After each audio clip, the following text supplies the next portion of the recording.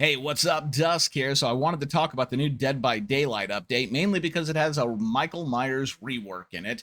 And as you all know, I've been pretty hyped for the Ilphonic Halloween game that's coming up. So I've been back in Dead by Daylight playing some Michael Myers, but he's garbage, and that kind of sucks. So I had to make up some goofy meme builds to try and have some fun with him. But then I discovered that he has like a big rework on the horizon, and it's going to be on the PTB, I think, like next week, from what I was reading here. So we're going to go over all the patch notes because, I mean, why not? It would be weird to just cover one part. Well, not really. I think that'd be fine, actually. But I'm going to cover the whole thing because, I don't know, I like to give my 2 cents on stuff. So let's start with the slugging reduction update. So it's taken 10 years, but they finally acknowledged that slugging is frustrating and not fun. Now, part of the reason it's taken this long is because the player community, instead of banding together and being like, hey, these mechanics are frustrating, and then putting pressure on the devs to change them, instead have decided to just hate each other instead and blame each other for the design decisions of Dead by Daylight. You get the survivor rulebook, you get the toxicity, you get all the hate. And because of that, you guys are at each other's throat instead of like banding together and pushing for meaningful changes in your game. And as long as that's the case, it's always going to take about 10 years to get any meaningful changes in the game. So chill out with the toxicity. Band together. Y'all love Dead by Daylight, right? So love the game together. Just saying. My 2 cents. Anyway, so about the slugging update, yeah, this is basically inspired by how slugging is handled in 2v8, which is really, really well, in my opinion. Slugging is pretty short term. Survivors can all pick themselves up, and it looks like they went a little extra, and they've made it where you recover automatically, getting rid of the button mashing, which is bad for your joints. It's bad for your hardware. Like button mashing, no good. Let's get rid of it. So they are, and that's good. So all of this, I like all of it. I think it's good. Now, you could argue, but this nerfs some killers too much. So if you do something, if you remove a really nasty, frustrating, unfun mechanic or broken mechanic, whatever it is from the game, and that ends up nerfing something, that's fine as long as you buff them in another area that is more fun and engaging, right? So this is all good. Oh, whoop, I didn't need to highlight all of it. Yeah, it's all good. I love it all. Okay, so now let's move on to the tunneling reduction update.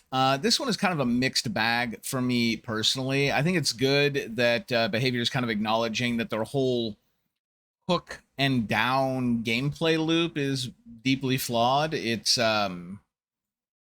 never really been a particularly engaging part of the game, and it's been riddled with issues from the start. Everything from hook camping to like mass body blocking, and the need for a lot of band-aid fix perks to solve those issues, which to me was kind of a crazy thing to do. All of that energy could have been spent doing some kind of rework for the hook system instead of like 8 years of band-aid fixing, right? So it does look like they're kind of trying to do that with this. There are some meaningful changes in here, like if you hook a unique survivor, which means the survivor you hooked was not the previous survivor that you hooked, then you'll get a bonus kick damage on your next generator you kick. In the meantime, though, if a survivor dies before 6 total hook states, all remaining survivors get repair speed for the rest of the trial. And if the last hook survivor is sacrificed or killed, generators can no longer be regressed or blocked. So if someone gets saved from a hook and then you immediately redown them and hook them or mori them, they're dead and out of the game at that point. Then yeah, then this punishment kicks in here. Now, the thing about this is that like high tier, A tier, S tier killers, this is just a flat out buff for those killers. But killers that were basically treading water like your lower tier killers, who are staying in the game by just being able to tunnel people out, like this is overall a nerf for them. So this removes some frustration from the game, but it does increase the power gap.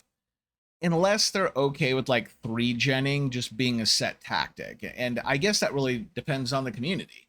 If you all are okay with 3-genning as like, the go-to, like Trapper's kind of already 3-gen anyway, I think. I play a lot of Trapper. I don't 3-gen on Trapper, but I probably should, because it's really good and it plays to the strengths of his kit. He's really good at locking down a specified area, right? Um, So yeah, I think you'll see, because of the bonus like kick damage and the temporary haste effect, I think Trapper's 3 gen will get more powerful. Which, I don't know, maybe this will actually solve some of the power gapping. Maybe this will be more beneficial to low tier killers than I think. I'm just a little worried about one frustrating mechanic just being replaced by another equally or potentially more frustrating mechanic. Because I will tell you what, as someone who has put a couple thousand hours in Dead by Daylight, and I've played plenty of Survivor and Killer, mostly Killer, but I've played a lot of Survivor too. I find it less frustrating to get tunneled out of a game.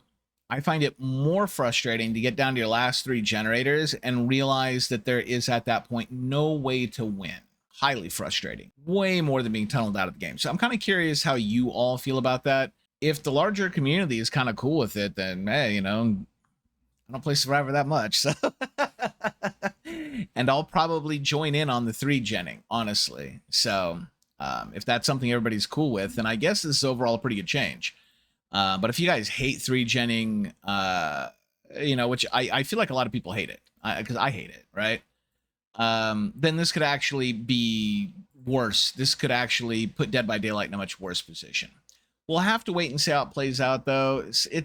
Sometimes it's just hard to tell. I'll be honest. Sometimes it's just hard to tell. All right, they've got a new status. They're adding in the elusive status effect. This is basically like a true stealth. When you have the elusive status up, you just cannot be revealed or tracked in any way. But yeah, the elusive status effect is something I approve of. Basically, what it comes down to is it's nice to know that you're actually stealthing when you're stealthing. Okay, let's get to the big one. We're at the shape rework. Major update is right. Look at most of that. Okay, so they're going to replace Evil Within with a mode swap. So you can either be in Stalker mode or Pursuer mode, and you can toggle in and out of those at will, which is a huge buff from being stuck in that tier 1 at the start of every game. And if you run a map where it was really easy to block line of sight, survivors could trap you in, like good survivors, could trap you in tier 1 for a couple of gens sometimes, the time for Myers to hit 2, get it down, and get someone on a hook, sometimes, might lead to scenarios where they only get like 2 hooks in a total game before like all 5 gens are done. It's just like the time to make those things happen and the amount of counterplay available is ridiculous. So it's good to see that go. So we're going to have Stalker mode, which are going to be undetectable in this. So reaffirming that Myers is still a stealth killer. Being able to toggle into this, like you do have to take the movement speed nerf. I think that's perfectly fine. Now it says, and can stalk survivors. I wonder if like you just have to look at them and it just automatically happens, or if you'll still have to hold a button down. Me personally, I would like it if it just stalked them. Pursuer mode, 4.6 movement speed, 24 meter terror radius, increased vault speed, bonus lunge range, break speed, stun recovery, and cannot stalk survivors at this point. Let's see. Once a stalk meter is full, Evil Incarnate mode can be triggered at will, granting the following effects for a limited time. Note, survivors no longer become exposed. 4.6 movement speed, 40 meter, so the movement speed doesn't increase. 40 meter terror radius, so it's a much larger than normal. Yeah, because it's normally 30 meters. Yeah. So it's a larger than normal terror radius and increased vault speed. Now, this is really cool because you could take something like Monitor and Abuse, which makes your terror radius even bigger. And once your terror radius gets so big, it does get to a point that that's almost another form of stealth, right? Like, they don't know where you're at. They know, especially someone like Michael Myers, they don't know where you are, but they know you're somewhere. And they know that you can one-shot them. That's scary, and that's good. Myers should be scary. So I absolutely love that. Love it.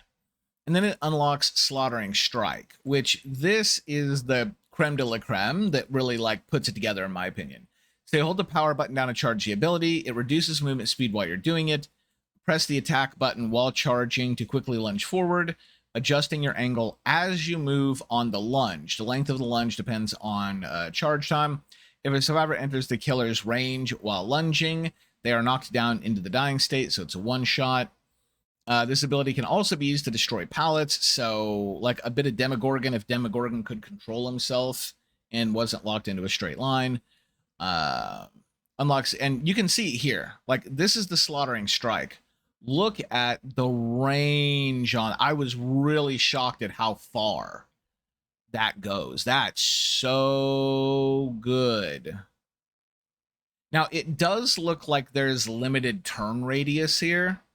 It almost looks like a hillbilly chainsaw to effect, because like if you look at it, it looks like, right?